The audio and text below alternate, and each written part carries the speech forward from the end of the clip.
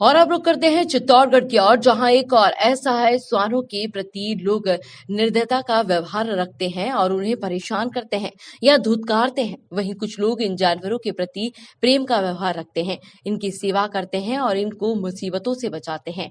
ऐसी ही चित्तौड़गढ़ में रहने वाली बीए की पढ़ाई करने वाली छात्रा दिव्यांशी सिंह राठौर ने एक पहल शुरू की है। इन असहाय डॉगी की रक्षा करने का बीड़ा उठाया है। आइए देखते हैं चित्तौड़गढ़ से हमारे संवाददाता छोटू कुमार चिजानी की रिपोर्ट। नमस्ते जी, क्या नाम है आपका? दिव्यांशी सिंह राठौर। हम आज आपके घर के बाहर हैं और देख रहे हैं कि काफी मात्रा में डॉगीज हैं, कुछ प्यारे प्यारे छोटे पपीज हैं। तो ये क्या कर रखा है आपने घर के बाहर?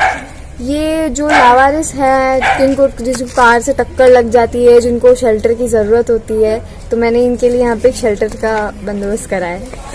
ये जो आप में भावना है जानवरों के प्रति, डॉगीज के प्रति, ये कैसे आपको जागृत हुई?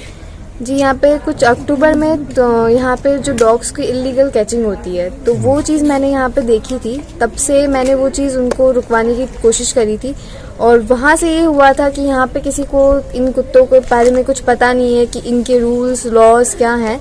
तो वहाँ से था कि अब यहाँ पे कुछ चित्तौड़ में ऐसा करना है कि लोगों में जागरूकता है कि नहीं, इनके लिए भी कुछ करना चाहिए। अभी आप क्या कर रही हैं इनके लिए? अभी इनके लिए मैं रोज 100 कुत्तों को खाना देती हूँ, 100 से 150 कुत्ते को रोज खाना देती हूँ मैं। और इन बच्चों का जो मेरे को कॉल्स आते हैं यहाँ से कि यहाँ पे ये बच्चे का एक्सीडेंट हो गया है, ऐसा कुछ हो गया है, तो हम वहाँ पहुँच के उस बच्चे को शेल्टर में लेके आते हैं, उसका इलाज विलाज करा के और फिर उसे वापस छोड़ते हैं। और कुछ जैसे कि अभी आप ये देखेंगे, ये पैरालाइज डॉग है, ये भिलवाड़ा से आया है मेरे पास डॉग, और ये अभी ठीक नहीं हो सकता है। तो ऐसे डॉग्स को मैं अपने शेल्टर में ही रखती हूँ कि ये ठीक नहीं हो सकता है। इसलिए तो कहाँ से आप व्यवस्था करते हैं? ये खाना वगैरह खिलाना है या इनके लिए दवाई करनी है, इतना टाइम कैसे निकाल पाते हैं? अभी मेरा पूरा समय इन्हीं के बीच में जाता है, तो अभी थोड़ी बहुत मेरी टीम है 10-15 लोगों की, तो वो हेल्प करते हैं। और फंड्स का ऐसा है कि जैसे 2-3 टीम्स मेंबर है वो दे देते हैं, और इंस्टाग्राम से हम उनको डालते हैं तो फंड्स के लिए अपील करते हैं, तो वहाँ से फंड्स आते हैं।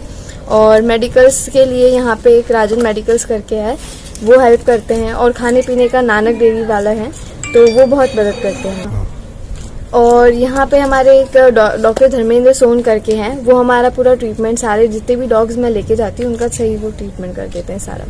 और इस तरह के जो स्ट्रीट डॉग होते हैं जिनका आप ध्यान रखते हैं, तो उनको खाने पीने में क्या देते हैं और किस तरह से आप उनको मैनेज करते हैं? खाने पीने में हम एक तो दलिया, चावल और दूध दे सकते हैं, और उसके अलावा मैं पेडिग्री देती हूँ इनको, और उसके अलावा जैसे ब्रेड हो गया है, बिस्किट्स हो गए हैं, इस टाइप में इनको खिलाती हूँ। आपने अपने घर के बाहर ये बना रखा है इनके लिए, तो आस पड़ोस वाले कुछ आनाकानी करते होंगे या उनको आवाज आती होगी, वो शिकायत करते होंगे, किस तरह का माहौल है? नहीं जी, कुछ लोग करते हैं, जैसे कॉलोनी में कुछ लोग हैं, फिर हम उनको समझाते हैं कि बच्चे हैं, एक्सीडेंट हो गया है, चल फिर नहीं सकते हैं, इनमें भी जीव होता है, तो लोग समझ जाते हैं। और जैसे हमारी कॉलोनी में तो अब जैसे सारे लोग हैं जो इनको प्यार करते हैं।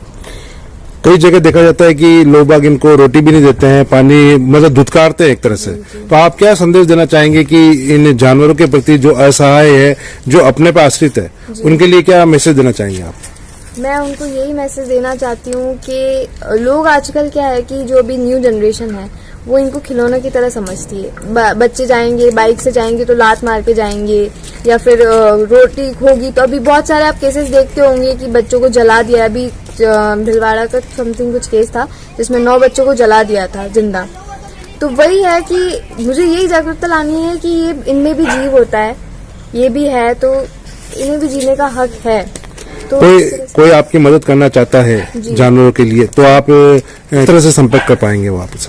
जी, हमारा एक इंस्टाग्राम पे पेज है, स्पीच फॉर स्पीचलेस चित्तौड़गढ़ करके हमने संस्था बना रखी है, तो उससे हमको लोग वहीं से अभी कांटेक्ट करते हैं। फिर हमारा और है आगे का कि हम फेसबुक, यूट्यूब से सबसे जुड़े, बट उसके लिए हमको एक टीम चाहिए। अब जैसे गर्मी का मौसम आने वाला है, इन पशुओं को पानी भी नसीब नहीं होता है, तो आप इनके लिए क्या कहना चाहेंगे? लोगों से क्या संदेश देना चाहेंगे कि वो अपने घर के बाहर पानी की व्यवस्था करें? जी, हमने इसके लिए यही सोचा था कि अभी हम पानी की जो टंकियां होती है सीमेंट की, वो हमने अरेंज करने का है कि हम हर एक कॉलोनी में हर एक घर के बाहर जाके उनको रखें। तो मैं वही चाहती हूँ कि लोग थोड़ी सी हेल्प कर दें कि भाई खुद के बाहर अगर वो टंकी हमने रखी है तो उसमें लोग पानी भी नहीं भरते कुछ लोग, तो हम वही चाहते हैं कि अगर टंकी रखी है तो आप पानी भर दीजिए या आप खुद टंकी ला के रख दीजिए, तो उससे हमारी बहुत मदद होगी। और ये एक और चीज़ है कि जो हमारा रात का खाना बच जाता है, दिन का खाना बच जाता है, उसे लोग कचरे में फेंक देते हैं। तो वो कचरे में ना फेंक के उसे बच्चों को दे दे, इन छोटे बच्चों को, किसी को खिला दे, गाय वगैरह को खिला दे, तो उनसे भी इनका पेट भर जाता है। खाना वाना जो हमारा रहता है फीडिंग के टाइम का, उसमें मेरी मम्मी बहुत मदद करती है। मम्मी का बुटीक है यहाँ पे, पर मम्मी का पूरा सपोर्ट रहता है। नींव की तरह, मकान की नींव की तरह मम्मी मेरे साथ लगी हुई रहती है। खाना बनाना, 3 टाइम का इनका खाना रहता है, सुबह का शेल्टर के बच्चों का, दिन में भी इनके शेल्टर के बच्चों का, शाम को फीडिंग के लिए, और फिर रात को आके इनके बच्चों का खाना वापस से करना। मम्मी का पूरा सपोर्ट है। अगर वो नहीं करती तो शायद मैं ये काम नहीं कर पाती।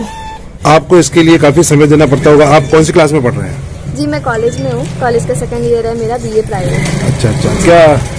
क्या अभी एग्जाम की तैयारी भी चल रही होगी इसके बारे में? बिल्कुल। तो आप इसके लिए समय किस प्रकार निकाल पाते हैं? समय ऐसा रहता है कि मैं सुबह 6 बजे से इनके बच्चों के काम में लगती हूँ। शाम को, रात को 10 बजे तक मैं फ्री होती हूँ। 10 बजे के बाद से मेरा पढ़ाई का रहता है और फिर वापस से वही रूटीन स्टार्ट हो जाता है। हम यही उम्मीद करते हैं कि आप इसी तरह आगे बढ़ते रहें और मानवता के प्रति लोगों के दिलों में एक जगह बनाएं। जी, बहुत बहुत धन्यवाद।